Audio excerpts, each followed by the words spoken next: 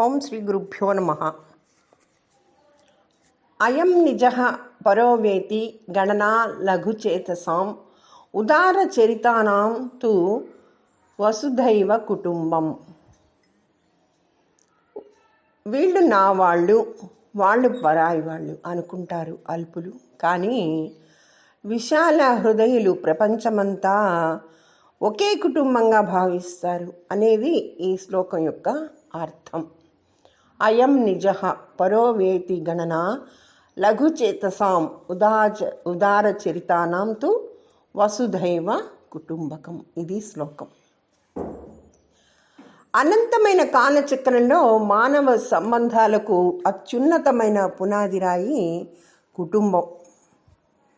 Global family day అనేది వసుధైక కుటుంబం అనే సనాతన ఆదర్శానికి సజీవ ప్రతిరూపం. మన పురాణేతిహాసాలు కుటుంబ వ్యవస్థను ఒక పవిత్ర యజ్ఞంలా భావించాయి. కైలాసంలో శివపార్వతుల కుటుంబాన్ని గమనిస్తే అక్కడ పరస్పర విరుద్ధమైన స్వభావాలు కలిగిన వాహనాలు ఉన్నప్పటికీ నిరంతర ప్రేమ అనే సూత్రం అందరినీ ఒక్కటిగా ఉంచుతుంది. పాము, నెమలి, ఎలుక, సింహం ఇటువంటి విరుద్ధ శక్తులు సైతం పగను మరిచి ఒకే చోట ఉండడం వైవిధ్యంలో ఏకత్వానికి పరమార్థం. రామాయణం పితృవాక్య పరిపాలన, సోదర వాత్సల్యం ద్వారా ఆదర్శవంతమైన గృహస్థాశ్రమాన్ని పరిచయం చేసింది. తండ్రి గౌరవం కోసం శ్రీరాముడు అడవులకు వెళ్ళడం, భరతుడు రాజ్యభోగాలను తృణీకరించటం కుటుంబం కోసం చేసే త్యాగానికి నిదర్శనాలు. ఆధ్యాత్మిక కోణంలో ఈ జగత్తంతా కూడా ఒకే పరమాత్మ చైతన్యం నుంచి ఉద్భవించిన విస్తరణ. శరీరాలు వేరైనా మనందరిలో ప్రవహించే ప్రాణశక్తి ఒక్కటే అన్న సత్యం తెలిసినప్పుడు పొరుగువాని కష్టం మన కష్టంగా మారుతుంది.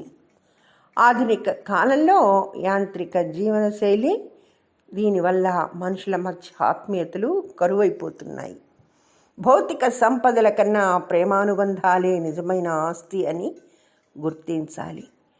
ప్రతి ఇల్లు ఒక సంస్కార కేంద్రంగా మారినప్పుడే లోక కళ్యాణం సాధ్యమవుతుంది. తల్లిదండ్రుల సేవ, పెద్దల పట్ల గౌరవం, తోటి జీవుల పట్ల కరుణ కలిగి ఉండడమే నిజమైన ఆధ్యాత్మిక ప్రగతి. భాగవతంలో పాండవులు కృష్ణ పరమాత్మను మార్గదర్శిగా ఎంచుకోవడం కుటుంబాన్ని నడిపించేవారొకరు ఉండాల్సిన ఆవశ్యకత తెలియజేస్తుంది. ఈ విశ్వమంతా ఒకటే కుటుంబమని, ప్రతి మానవుడిలోనూ ఆ దైవమే ఉన్నాడని భావించిన రోజున స్వార్థం నశించి శాంతి వర్ధిల్లుతుంది. సర్వే జనాః సుఖినో భవంతు అన్నారు మహర్షులు. ఆ మాట మన హృదయంలో ప్రతిధ్వనించాలి.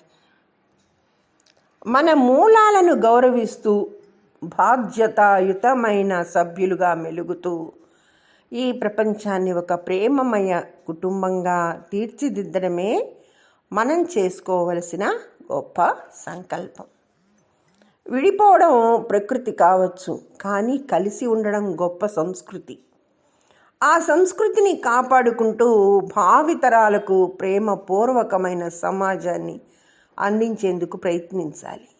వ్యక్తి నుంచి కుటుంబం, సమాజం నుంచి జగత్తు వరకు మన ప్రేమ పరిధిని విస్తరించుకోవాలి.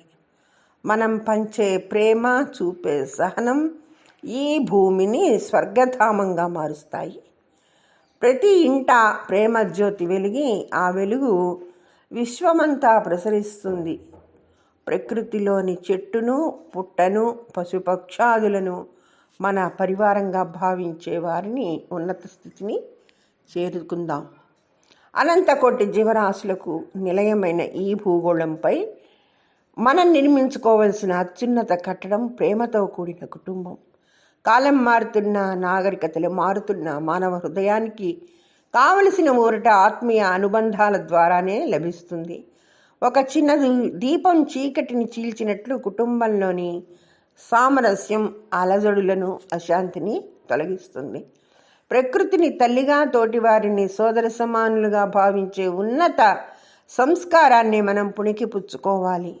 ఈ ప్రపంచాన్ని ద్వేషరహితంగా, ప్రేమమయంగా మార్చుకోవాలని సంకల్పించుకోవాలి. మన మాటలో మాధుర్యం, చేయూతలో కరుణ, మనసులో నిస్వార్థం ఉన్నప్పుడు ఈ జగత్తు ఒక నందనవనమవుతుంది. తరతరాలుగా మనకు అందిన ఈ ఆధ్యాత్మిక వారసత్వాన్ని గుండెల్లో భద్రపరుచుకుందాం. భావితరాలకు భౌతిక సంపదలను మించి అంతులేని అనురాగాన్ని, తరగని ఆస్తిగా అందిద్దాం.